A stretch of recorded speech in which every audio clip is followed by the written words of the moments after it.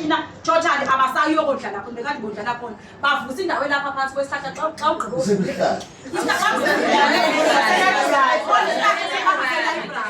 badlala khona uba ndiyafika ngandithwala impahla yam ndiyapha bayandigxotha hayi ke siyakuyona-ke masayini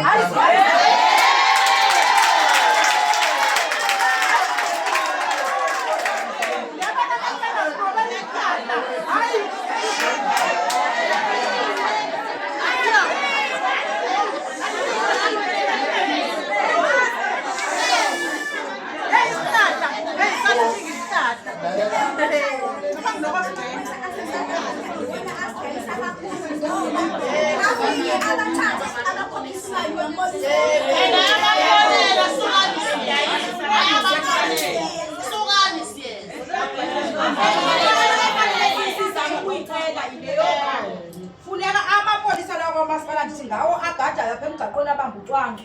andithi abantu abathengisayo emgaqweni banamaphemithi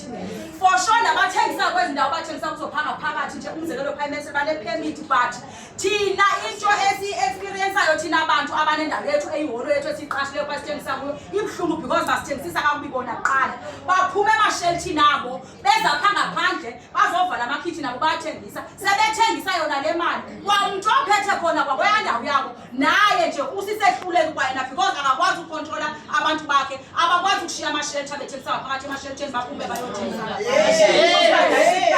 badayise iprice sizamile ukuyiba loo nto siyithetha but yamohlula imohlule total ke ngoku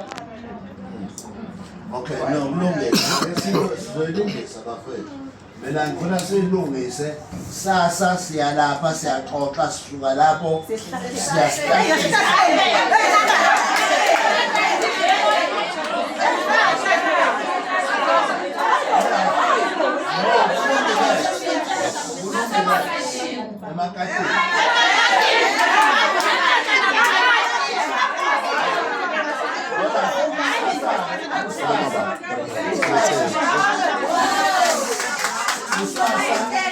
Usasa bafethu ngo-10 ekuseni